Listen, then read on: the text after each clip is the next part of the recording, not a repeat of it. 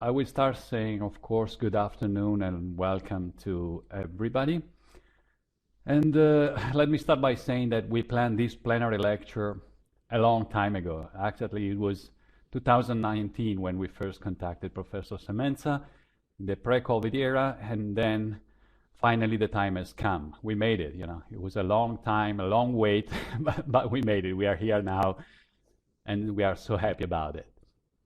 I also want to take 1 second to say thank you to Humana Medical, which is the sponsor kindly supporting this plenary lecture.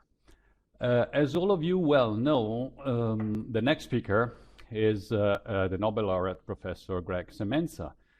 And on behalf of the Italian Society of Physiology and, of course, all the participants of this Congress, I would like to thank Professor Semenza for being here with us today. And of course, we are honored of his presence. Professor Semenza received the Nobel Prize in Physiology or Medicine. I thought it was Physiology and Medicine, and I learned something is Physiology or Medicine. And I learned it by reading your CV, because I saw that you said or, then I went checking. I said, oh, something new I learned. So in Physiology or Medicine in 2019, together with Peter Ratcliffe and William Kaelin, as a recognition of his immense contribution in unraveling the homeostatic cellular mechanism associated with oxygen sensing and adaptation. I won't say anything more because Professor Semenza will guide through the story, and my words are completely useless in this moment. Of course, the Nobel Prize was the icing of the cake. In Italian, we say the cherry on the cake, but in American, the icing of the cake of an astonishing career that started in 1984, when Professor Semenza got his MD and PhD in genetics at the University of Pennsylvania. After this, he completed his residency in pediatrics at the Duke University Medical Center in North Carolina. And in 1986, he started his full research career as a postdoc in medical genetics at Johns Hopkins University. As you can imagine, during this period, Professor Semenza worked hard to pave the way for his future, to build his future. His extraordinary success, but we were talking the other day, and of course life is not only science, life is also something else, and part of this else for him was sport. And guess what sport he liked? In that sense, he's not a typical American person, because he likes soccer. And more European, at least in this sense, you're more European than American. Anyway, we can tell if he would have become a novel Maradona or a new champion, because science took over, and of course, if I'm not mistaken, he became full professor in pediatrics and medicine in 1999 at Johns Hopkins. Currently, he's also a founding director of the Vascular Program Institute for Cell Engineering, and also has joint appointments in a large number of disciplines. I remember oncology, radiation oncology, medicine, biological chemistry, and probably something that I forgot. But his CV is something like 77 pages. It's immense. So without taking any more time from what we all are waiting for, it is really a great pleasure to welcome Professor Semenza to this virtual stage. And if I can joke a little bit, I can assure you that we're going to be a good animal model now for your experiments, because we're going to listen to your talk, breath holding, and therefore we're going to have a storm of hypoxia-inducible factor going on in the audience right now. The only thing that I can add is that too bad we are not in presence, otherwise in this moment you will probably hear all of us clapping our hands. That's what we really feel in this moment. Last thing, two numbers. 167,000 citations and an H index of 184. What else can I say? Thank you, Professor Semenza. It's up to you. Thank you, Mirko. I'm really grateful for the opportunity to speak today. So thank you to you and Professor Cavallari for the invitation. I'll try to, over the next hour or so, give 5 short stories about the role of hypoxia-inducible factors in physiology and medicine. So I'd like to start with the basic molecular mechanisms of oxygen homeostasis that we worked out through the discovery of HIF-1. So, of course, oxygen homeostasis is just the most beautiful physiology there is. The requirement to balance oxygen consumption with oxygen delivery in every one of the 50 trillion cells in our bodies at every moment of every day. A truly amazing logistical feat. And it's the hypoxia-inducible factors that are required to maintain oxygen homeostasis. And they control both the consumption of oxygen by those 50 trillion cells, principally within the mitochondria for oxidative phosphorylation, and the delivery of oxygen through the actions of the circulatory and respiratory systems. And we started by trying to understand what regulated the production of erythropoietin, the hormone that controls red blood cell production. And when we started, we knew there were cells in the kidney that could sense the oxygen availability, and when local oxygen levels decreased, they would increase the production of EPO, which was secreted into the bloodstream, would bind to erythroid progenitors in the bone marrow, and serve to increase their survival, proliferation, and differentiation, and thereby increase red cell mass, increase oxygen carrying capacity, to increase oxygen delivery to every cell in the body. And we first identified a short DNA sequence that was located just downstream of the human EPO gene that we called the hypoxia response element, because this DNA sequence had the property that it could be taken out of the EPO gene, inserted into a heterologous reporter gene, and the expression of that gene would be induced by hypoxia. And then we used this DNA sequence as a way to identify a transcription factor that bound to it in hypoxic cells, which we called hypoxia-inducible factor 1, or HIF-1. And then we used the binding of HIF-1 to this DNA sequence as a way to purify the protein by DNA affinity chromatography from 120 liters of HeLa cells grown in suspension culture. And when we did that, we found that HIF-1 was a heterodimer composed of HIF-1 alpha and HIF-1 beta subunits. So these two proteins dimerize, they bind to the HRE, and then they recruit proteins called coactivators, specifically P300 and CBP. And these proteins serve as a bridge to the transcription initiation complex. And in addition, the coactivators have histone acetyl transferase activity, which allows them to modify the chromatin such that the polymerase can access the DNA and transfer RNA. And we generated antibodies against HIF-1 alpha and HIF-1 beta, and we exposed HeLa cells to defined oxygen concentrations for 4 hours, and then measured the levels of HIF-1 alpha and HIF-1 beta by immunoblot assay. And we found that there was a dramatic increase in the HIF-1 alpha levels at oxygen concentrations below 6%, which corresponds roughly to 40 millimeters of mercury or venous PO2. And most cells in the body are exposed to between 3 and 9% oxygen. And so any decrease in oxygen levels would occur along the steep portion of this curve, providing a graded transcriptional response to hypoxia. The more severe the hypoxic stimulus, the greater the induction of HIF-1 alpha and the greater the expression of HIF target genes. And the basis for this oxygen-regulated expression of HIF-1 alpha was discovered in 2001 by 3 labs who reported that there were 2 proline residues in HIF-1 alpha that are hydroxylated under normoxic conditions.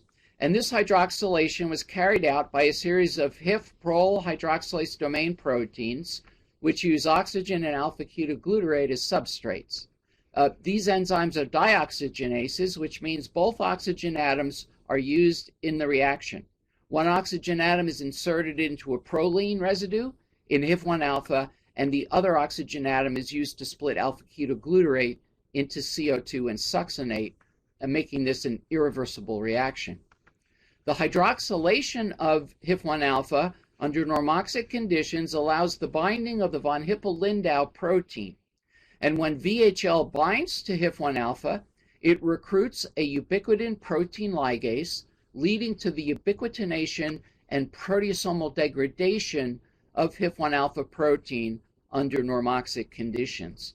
Under hypoxic conditions, the hydroxylation reaction is inhibited, and the non-hydroxylated HIF-1 alpha cannot be bound by VHL, and this protein rapidly accumulates within hypoxic cells. In addition to these proline hydroxylations, there's an asparagine residue in the transactivation domain that's also hydroxylated by a different protein that we originally identified based on its binding to HIF-1 alpha, and we called it FIH1 for factor inhibiting HIF-1 because we showed that this protein blocks the transcriptional activation function of HIF-1 alpha. And it turned out that FIH1 was also a hydroxylase that uses the same biochemistry to insert an oxygen atom into asparagine 803. And this hydroxylation reaction under normoxic conditions blocks the binding of the coactivators. Again, under hypoxic conditions, the hydroxylation reaction is inhibited, the coactivators can bind, and the protein is now competent to activate transcription. So you can appreciate that both the half-life of the protein and its specific activity as a transcription factor are regulated by these oxygen-dependent post-translational modifications, which provide a mechanism to transduce changes in oxygen availability directly to the nucleus as changes in HIF transcriptional activity. Well, hypoxia, of course, can occur either to an increase in oxygen consumption or a decrease in oxygen supply. And in either case, HIF-1 is activated and it binds to target genes. And we now know of over 5,000 genes to which HIF-1 is able to bind and activate transcription within different cell types. Within any given cell type, several thousand genes are usually activated in response to hypoxia. HIF-1 does not turn genes on or off. It turns genes that are on up in terms of their transcription. Some of these genes code for proteins that increase oxygen delivery, such as EPO and its effects on red blood cell production, and vascular endothelial growth factor, which stimulates new blood vessel formation. And then other HIF target genes allow cells to survive oxygen deprivation, and of course the classic metabolic adaptation to hypoxia is the switch from oxidative to glycolytic metabolism, and HIF-1 coordinately regulates the expression of genes encoding glucose transporters and glycolytic enzymes to enable this switch in metabolism in response to hypoxia. Well, it turned out that HIF-1 alpha had 2 siblings, HIF-2 alpha and HIF-3 alpha. And these are products of separate genes, but like HIF-1 alpha, they are oxygen regulated and they can dimerize with HIF-1 beta to activate gene transcription. But whereas HIF-1 alpha is present in all nucleated cell types of virtually all metazoan species, HIF-2 alpha and HIF-3 alpha are only expressed in certain cell types and only in vertebrate species. So the addition of these HIF alpha genes coincided with the evolution of the physiological systems required for oxygen delivery to the much larger body mass of vertebrates compared to invertebrates. And of course, I'm talking about the circulatory and respiratory systems. Well, we refer to HIFs as master regulators of erythropoiesis, and the reason for that is that they don't just activate a single target gene, but they activate the expression of multiple target genes in order to mediate a physiological response. So the kidneys make EPO. EPO binds to its cognate receptor on erythroid progenitor cells, and the production of the EPO receptor in erythroid cells is HIF dependent. And then the binding of EPO to its receptor triggers erythropoiesis, which of course requires the synthesis of massive amounts of hemoglobin consisting of alpha and beta globin protein chains and the heme ring. And the enzyme that catalyzes the first step in heme biosynthesis is aminolevulinate synthase 2 in the bone marrow, and this gene is also a HIF target gene. Well, of course, the heme ring at its center has an iron ion, of course, that's required for oxygen binding, and so there's a massive ongoing requirement for iron for red blood cell production. And that iron can either come from absorption through the GI tract or from the immobilization of stored iron. And in the case of the absorption of iron from the duodenum, 3 genes are activated in response to hypoxia in the duodenal enterocytes. The cytochrome B reductase that reduces iron 3 to iron 2 in the intestinal lumen, the divalent metal transporter that transports iron 2 into the enterocyte, and then ferroportin, the transporter that causes the iron to exit from the enterocyte into the circulation where it's picked up by transferrin. But first, that iron 2 must be oxidized to iron 3, and that's mediated by ceruloplasmin. Both ceruloplasmin and transferrin are HIF target genes that are expressed in hepatocytes. Transferrin, of course, transports the iron to the bone marrow where it binds to its cognate receptor on erythroid progenitor cells, and transferrin receptor is also a HIF target gene.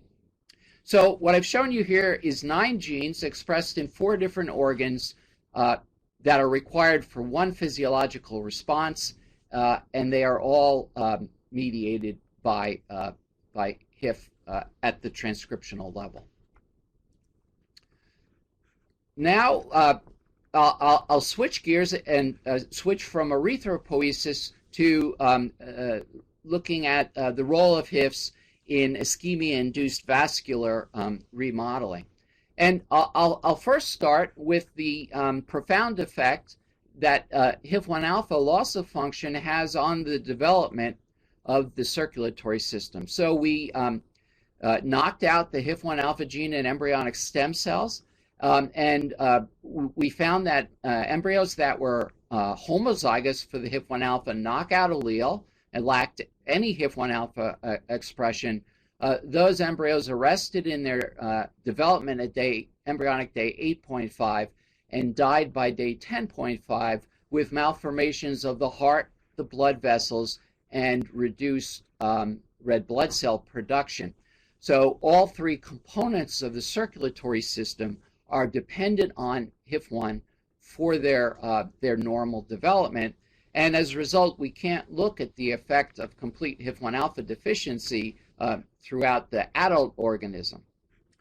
Fortunately, the heterozygous knockout mice, which have 1 wild-type allele and 1 knockout allele, these embryos develop normally, They are born at normal numbers and are really indistinguishable from their wild-type littermates, except when they are subjected to hypoxia or ischemia.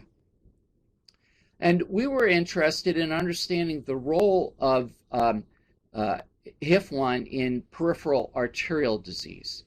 This is a disease which is very age-dependent, and also there's a very major interaction with diabetes.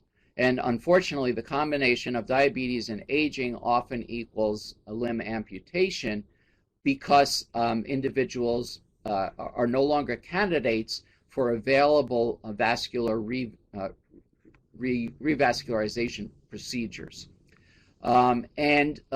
So we tried to model this in mice by performing unilateral femoral artery ligation and measuring perfusion non-invasively by laser Doppler perfusion imaging. And you can see prior to the surgery that the limbs are well perfused, and then after the unilateral femoral artery ligation, the circulation in the ligated limb drops dramatically. And so we could measure the ratio of perfusion in the instrumented to the non-instrumented limb. It started at 1 and then dropped very low immediately after the surgery. And then we could look at the recovery of blood flow over time. And it's quite remarkable that in young wild-type mice, these animals will recover completely without any therapy over the course of 5 weeks or so. But if we looked at middle-aged mice, we saw that the recovery of blood flow was dramatically reduced. And then if we looked at very old mice, we saw there was very little recovery of blood flow at all. And then at every age, mice that were heterozygous for the HIF1 alpha knockout allele responded less well than their wild-type littermates. So you can see just by varying 2 parameters, the age of the mice and the genotype at one locus, we were able to affect a broad range of outcomes, from a recovery without any damage to very little recovery at all. And of course, these differences in a recovery of blood flow had clinical consequences. So the young wild-type animals had 100% limb salvage, meaning that there was no permanent tissue injury. The 8-month-old animals, however, 40% had either soft tissue necrosis or a below-the-ankle amputation of 1 or more digits. And then among the 20-month-old mice, you can see that about 15% of the mice had an above-the-ankle amputation where they spontaneously lost the entire foot due to the failure to adequately recover blood flow in a timely manner. And then you can see at every age, the heterozygous knockout mice have a more severe phenotype than their wild-type littermates. And then finally, we can look at the molecular level and see this very brisk induction of HIF1 alpha protein within the limb 3 days after femoral artery ligation in young wild-type mice. In middle-aged mice, you can see the induction of HIF1 alpha is less brisk. And then in 20-month-old mice, there's very little induction at all. And then you can see that the heterozygous knockout mice are also impaired in their response to this ischemic stimulus. Well, HIF1 does not just turn on the expression of one angiogenic factor. Again, it's a master regulator of the vascular response to ischemia. It activates the transcription of multiple genes. These are all secreted proteins: stromal-derived factor 1, stem cell factor or KIT ligand, placental growth factor, epithelial growth factor, erythropoietin, angiopoietin 1 and 2, and platelet-derived growth factor B. And all of these secreted proteins bind to their cognate receptors that are located on endothelial cells, endothelial progenitor cells, or mesenchymal stem cells or other bone marrow-derived angiogenic cells that can be mobilized and recruited to the site of ischemia to participate in the vascular remodeling in response to the ischemic stimulus. So again, this is a very broad response to the stimulus that's mediated through the activity of HIF1 and HIF2.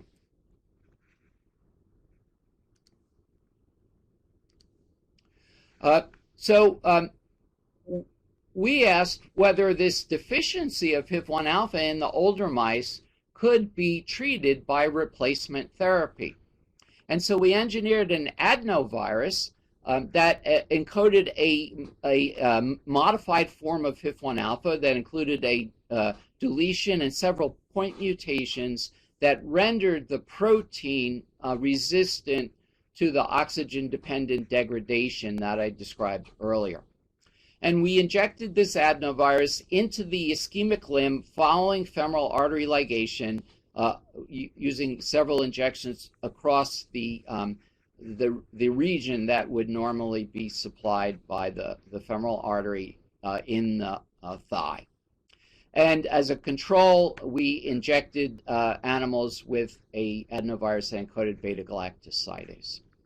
And you can see that in these black 6 mice who were only 2 months old, there was a response where there was about 55% recovery of blood flow within 3 weeks. And when we injected the HIF1 alpha adenovirus, you can see that there was a dramatic acceleration in the recovery of blood flow.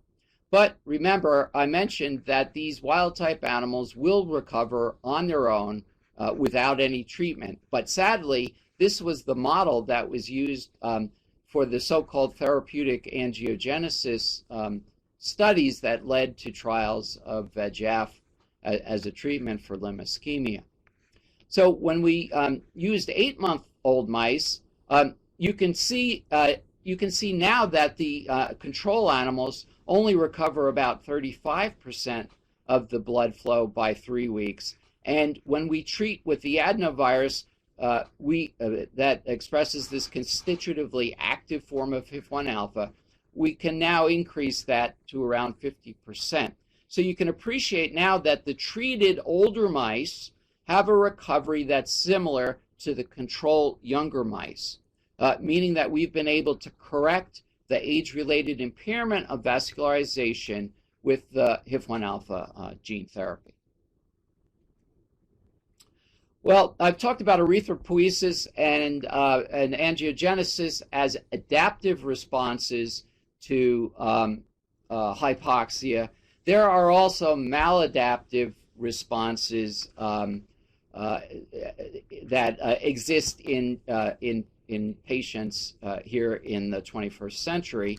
And one of these is pulmonary hypertension.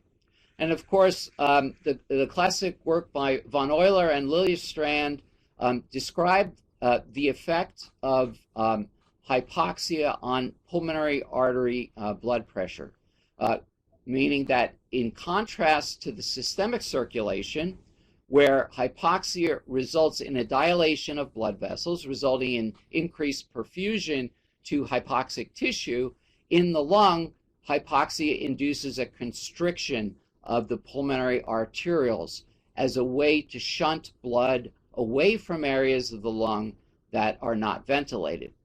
Now, this was very useful when the caveman developed a pneumonia, a lobar pneumonia, but in patients with chronic obstructive pulmonary disease who have hypoxia throughout their lungs, of course, the global constriction of pulmonary arterioles is not an adaptive response and leads to the development of pulmonary hypertension and right ventricular hypertrophy.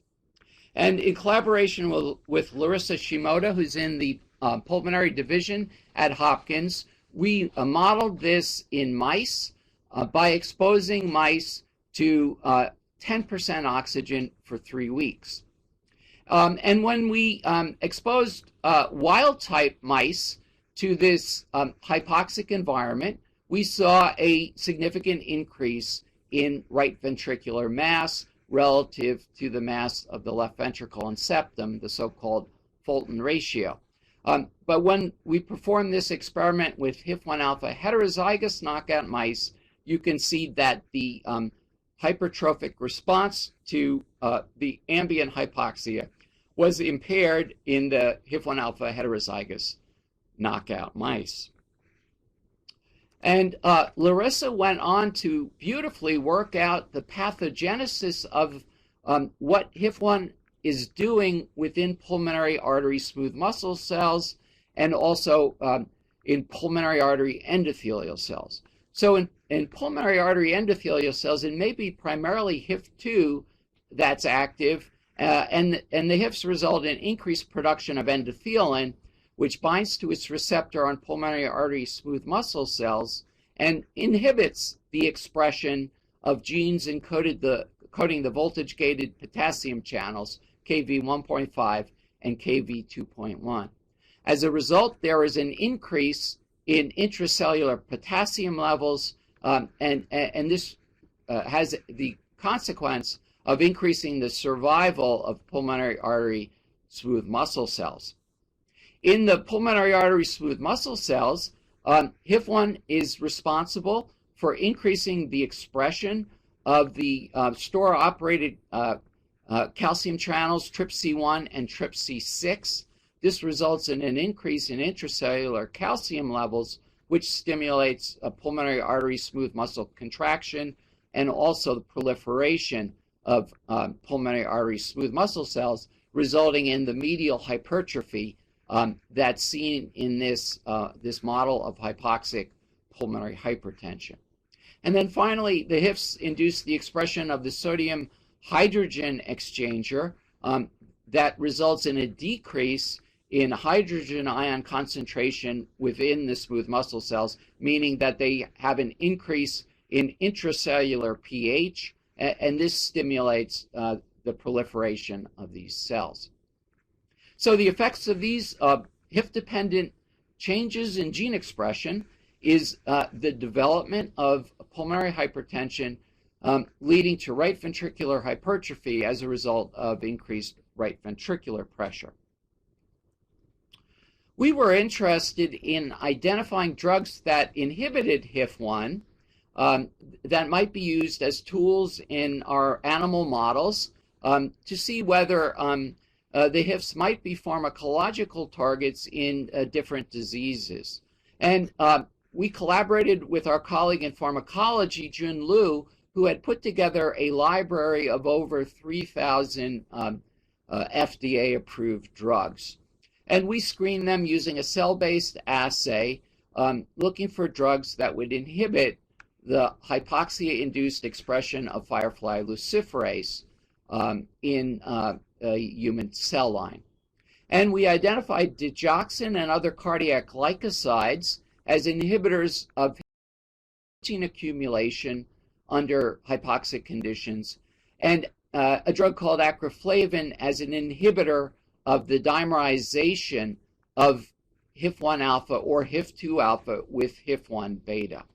So we identified these two classes of drugs that inhibit the HIFs by two different molecular mechanisms. And we tested those drugs in the pulmonary hypertension model. So again, collaborating with Larissa's lab, we either injected the animals with saline or digoxin prior to putting them into the hypoxia chamber for 3 weeks.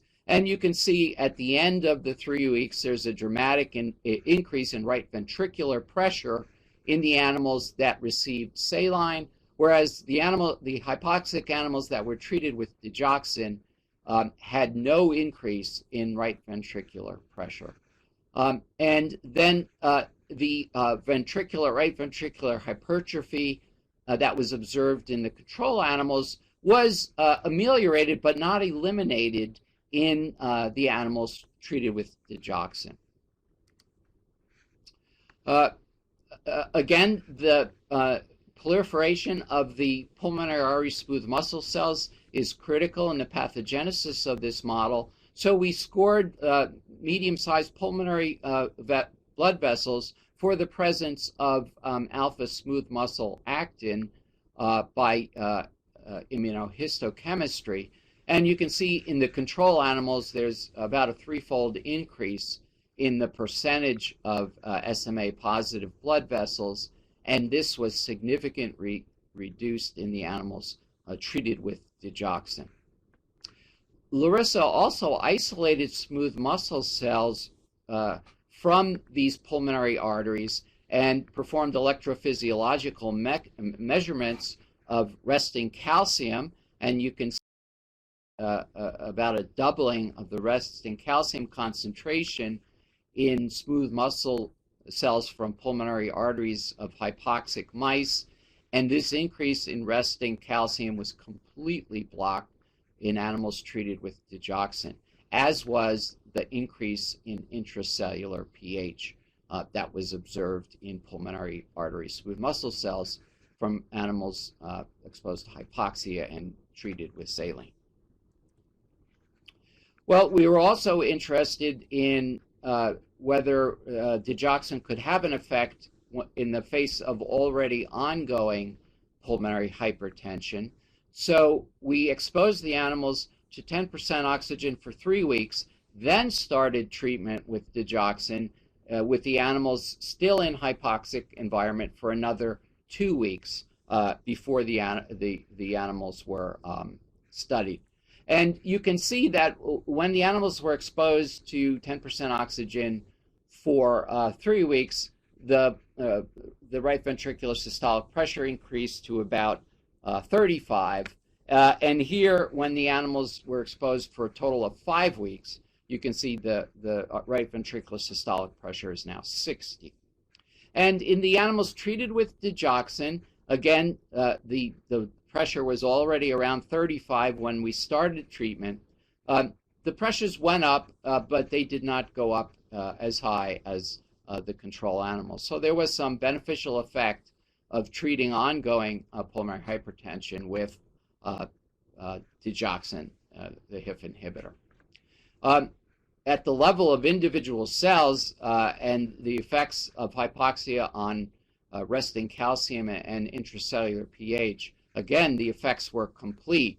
As soon as we started treatment with digoxin, we saw a complete block of the effects of hypoxia on these two parameters. Well, to show that the effect of digoxin was through its activity as a HIF inhibitor, we then performed experiments using the other inhibitor that we had identified, acroflavin. And we also used a different model, which is that we exposed rats to pulmonary hypertension, and the rats have a much more vigorous response to the hypoxia. They get to about 60 millimeters of mercury right ventricular systolic pressure in just 3 weeks. Again, you can see that treatment with acroflavin had a significant effect on the development of pulmonary hypertension, and that it reduced the muscularization of the pulmonary arterioles. So taken together, these results suggest that HIF inhibitors may be useful in the treatment of pulmonary hypertension.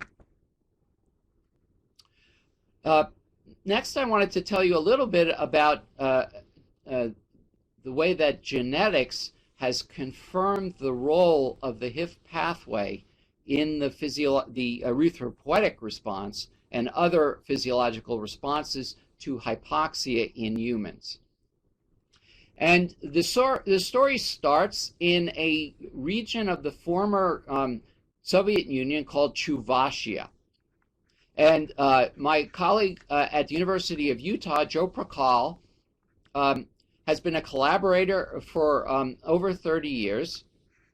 And Joe called me up to say that in this area of the former Soviet Union called Chuvashia, there was a very high frequency of erythrocytosis, individuals who had very high hemoglobin and hematocrit levels. And I said, that's very interesting, Joe, you should study families. And when he did that, he found families like this that demonstrated autosomal recessive inheritance of the phenotype, which consisted of very high hemoglobin and hematocrit levels and inappropriately elevated plasma EPO levels, suggesting that the increase in EPO resulted in the increase in hematocrit. And of course, that immediately suggested that the HIF pathway might be active. The other aspect of the phenotype of these individuals is that many of them die in their 50s due to arterial or venous thrombotic events. And I ask you to keep that in mind for later in the talk. Well, it turns out that, of course, this phenotype turned out to be due to a mutation in the VHL gene. And this is a missense mutation that changes arginine to tryptophan at codon 200 of the VHL protein.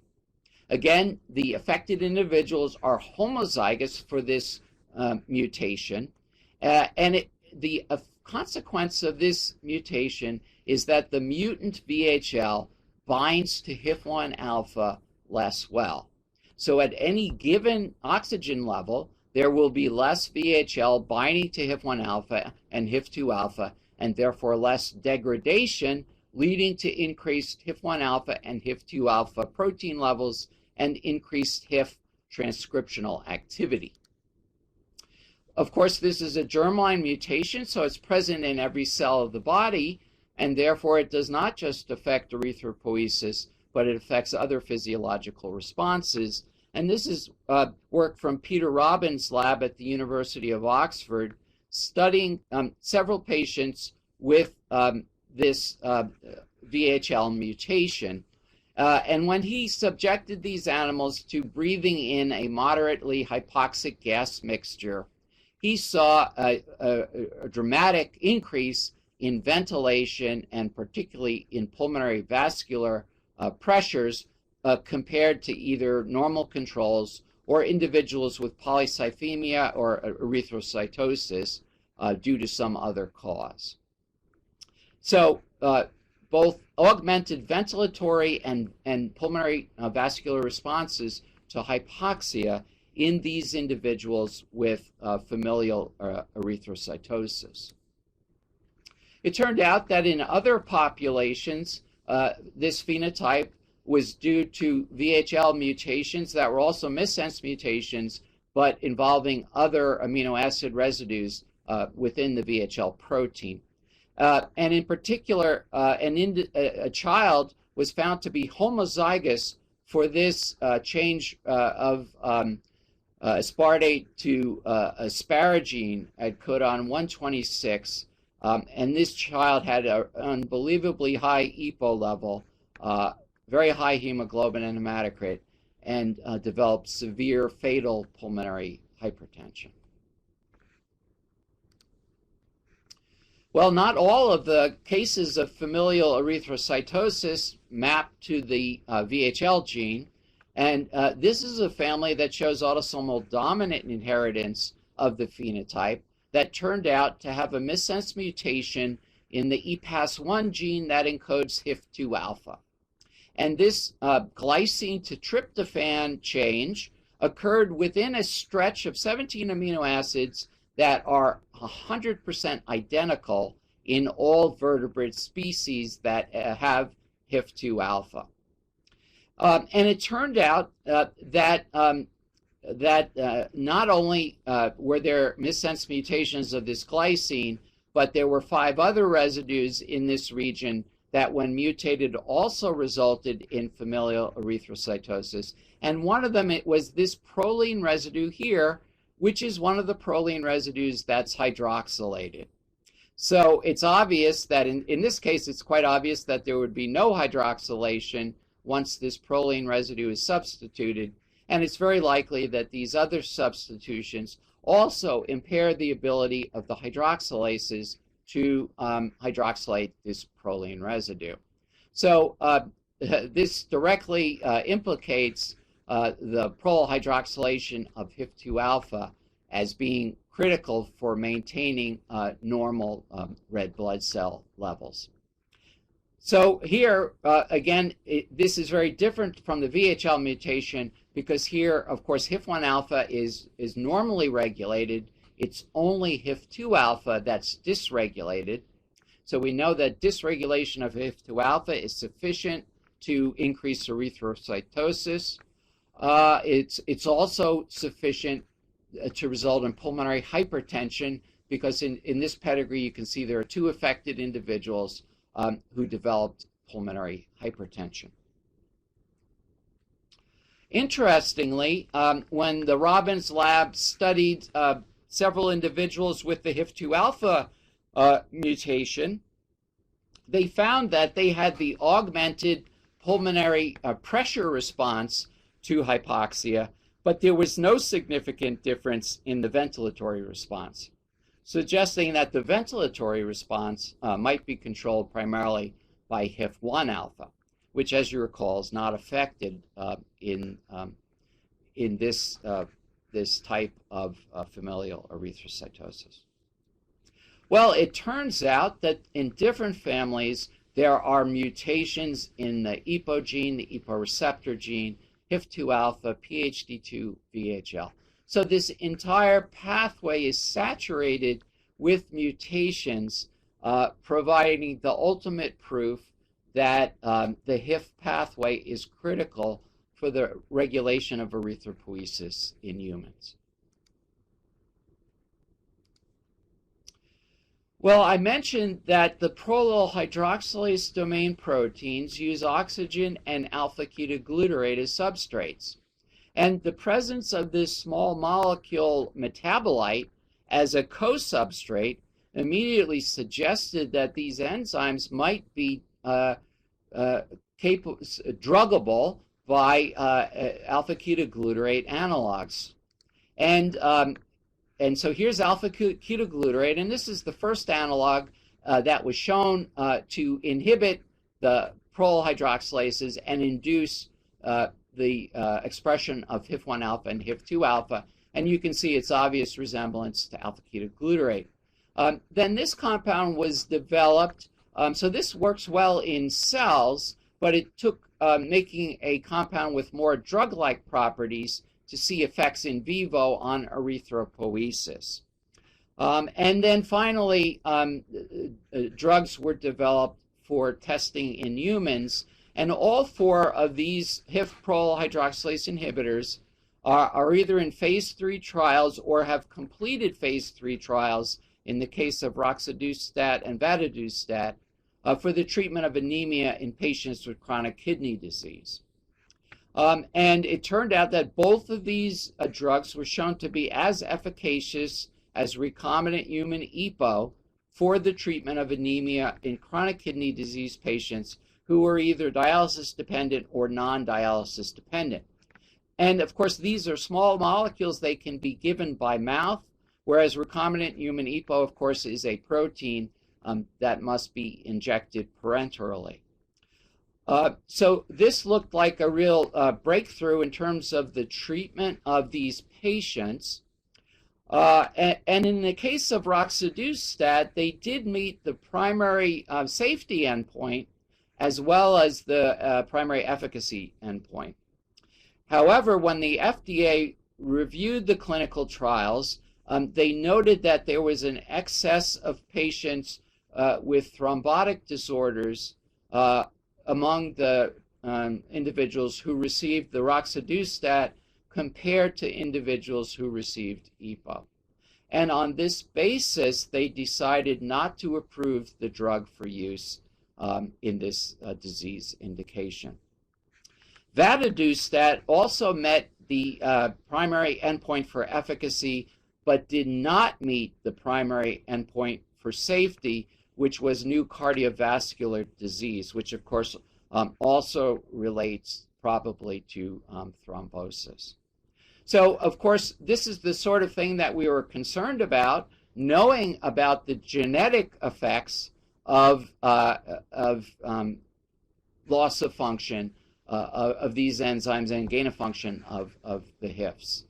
So it remains to be seen whether it'll be possible to alter dose or schedule of administration of these drugs so that they might be useful for this or other indications, but at the moment they are not approved for use in patients for any indication.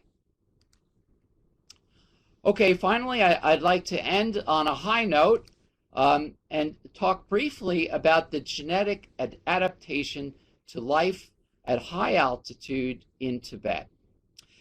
Individuals, human beings, have lived on the Tibetan plateau at elevations of 3,000 to 4,500 meters for over 20,000 years. And what's interesting is that if you or I go to Lhasa in Tibet, as I did in 2017, you will experience hypoxia because the ambient air has 14% oxygen, not 21% as we breathe in Baltimore or Milan. And when we go to high altitude, we will have an erythropoietic response. Our red blood cell count will increase due to an increase in EPO levels. However, individuals who have lived, whose families have lived in Tibet for centuries, do not have this adaptation.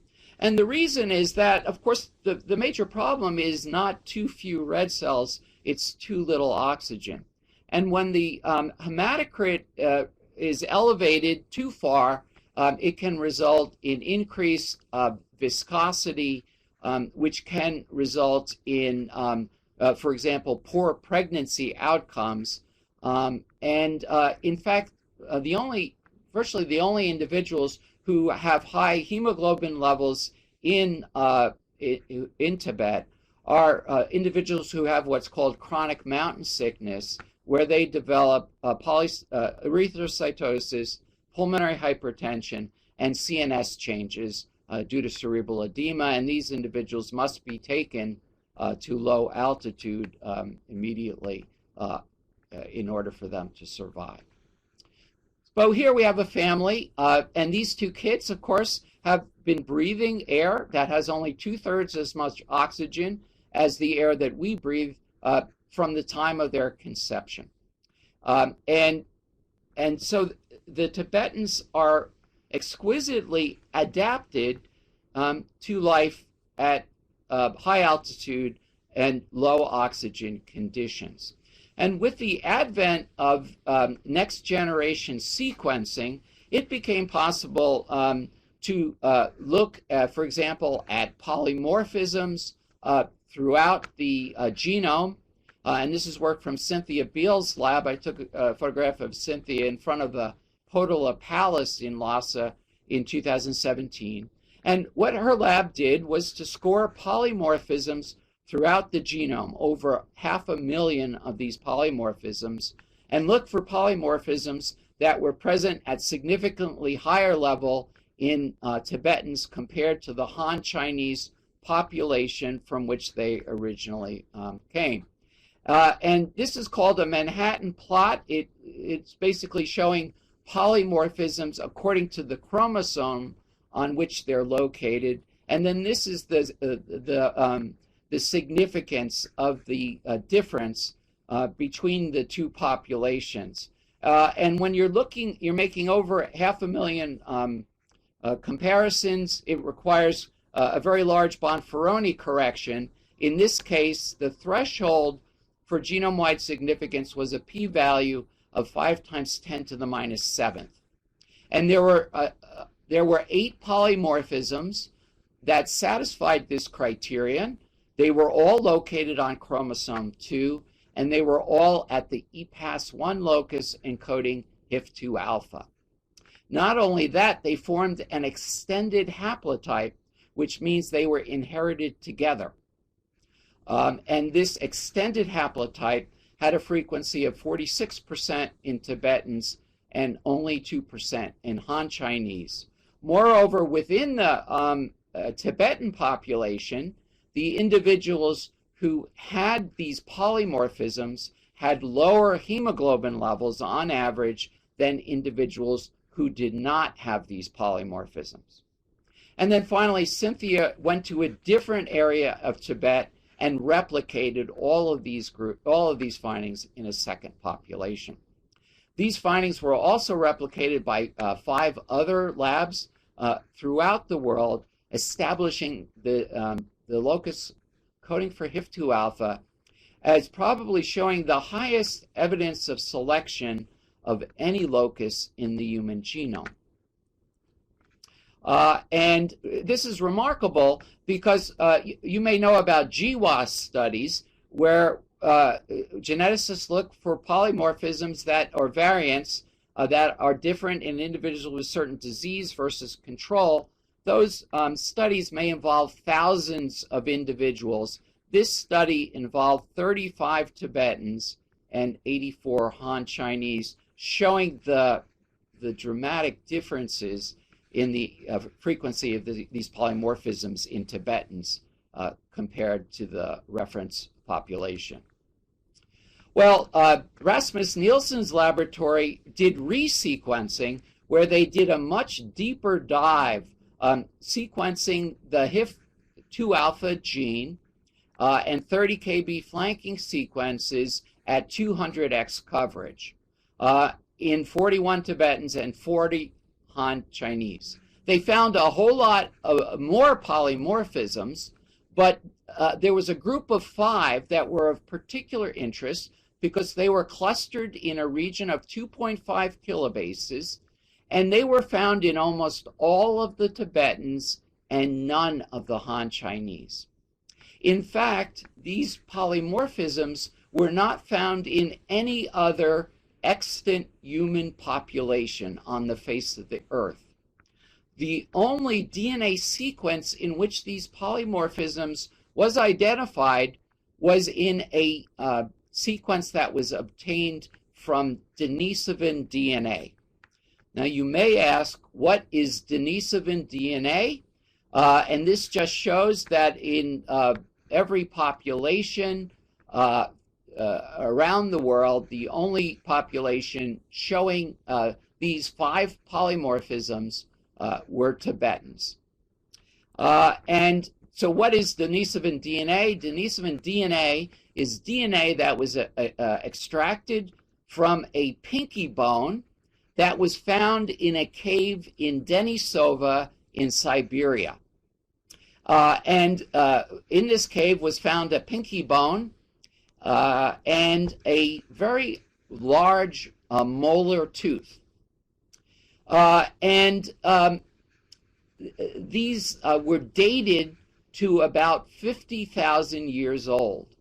And when the DNA from the pinky bone was extracted and sequenced, it was found to be distinct from Homo sapiens DNA and to be distinct from Neanderthal DNA. So the Denisovans represent an offshoot that diverged from the common ancestor of modern Homo sapiens about 500,000 years ago. And like the Neanderthals, the Denisovans did not make it, meaning they were probably wiped out by the Homo sapiens.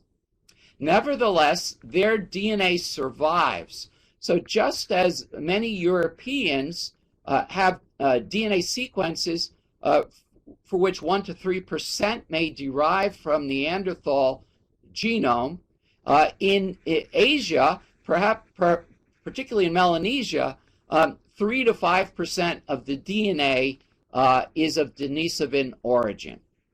And it turned out that all of these variants that were present in the Tibetan population arose from the Denisovan DNA. However, it's a very large jump to go from this cave in Siberia at sea level to a high altitude in Tibet. And so it was really remarkable when 2 years ago it was reported that in a cave on the Tibetan plateau in Shahe, China, at an altitude of 3,200 meters, a Buddhist monk who was praying found a very unusual looking jawbone. And he thought that this was so unusual that he would present it to the sixth Gongthang living Buddha. And the sixth Gongthang living Buddha, being a very wise man indeed, gave this jawbone to Lanzhou University, to the anthropology department there, where nobody could really make any heads or tails of this really unusual looking jawbone. Until several years ago, when a anthropologist from the Max Planck Institute visited Lanzhou University, and this was dusted off and shown to him, and he immediately said, "My goodness, that's Denisovan," looking at the molar tooth. Well, it turned out it was not possible to get DNA out of the jaw, but they were able to sequence collagen protein from the jaw, and they found that that collagen protein sequence matched the sequence encoded by Denisovan DNA. So now we have Denisovan DNA on the Tibetan plateau, and most remarkably, this turned out to be dated to 160,000 years ago. So Denisovan on the Tibetan plateau in plenty of time for their DNA from this restricted area of the HIF2 alpha locus to be introgressed into the Tibetan genome with obviously a benefit, a selective benefit from those who carried this allele, which served, among other things, to prevent the normal erythrocytotic response to hypoxia. So I've tried to show you in the last hour the role of the HIF pathway in development, physiology, medicine, and even in evolution. And I think now the great excitement is, are we able to translate these results to the clinic by targeting HIF for various disease indications. Thank you again for the opportunity to speak to the Society. It's a great honor, and I would be very glad to answer any questions. Thank you.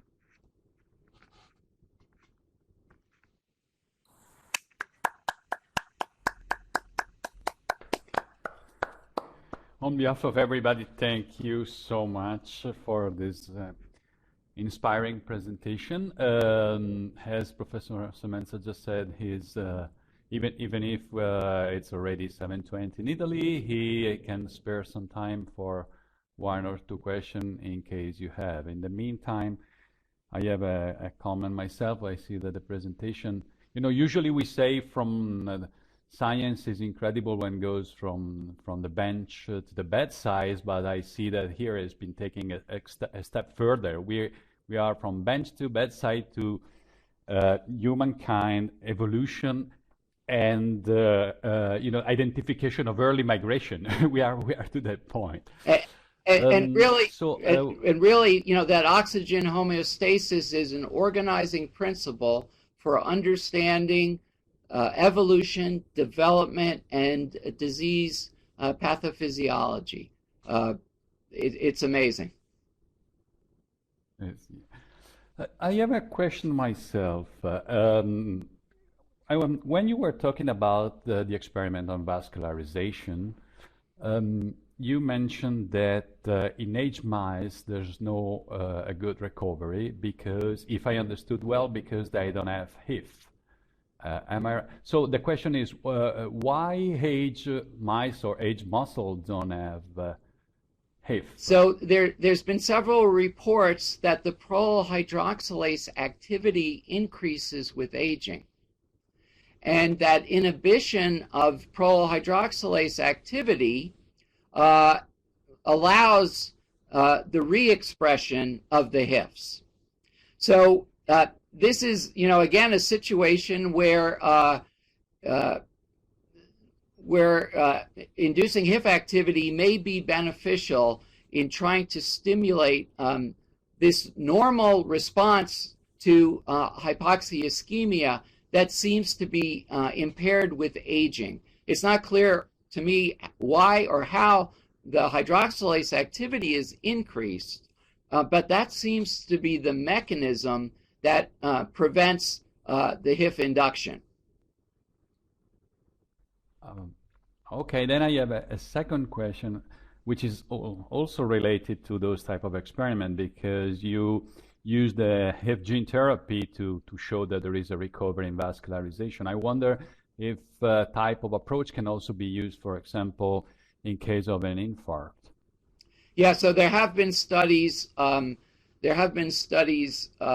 Looking at the effect of HIF-1 alpha or gene therapy in mouse models of cardiac ischemia, and in some models there's been an improvement in the prevention of formation of the scar following myocardial infarction. So that's another potential application for sure. Okay, thank you. If I'm correct, I don't see question from the audience. I don't see raised hand, and I don't see question in the question and answer window. Therefore, again, Professor Semenza, thank you for being here, for having been with us for this inspiring presentation. I'm sure that now everybody will think about it and will, come up with several take-home messages from what you told us or what you told us. Thank you again. Arrivederci. Bye bye.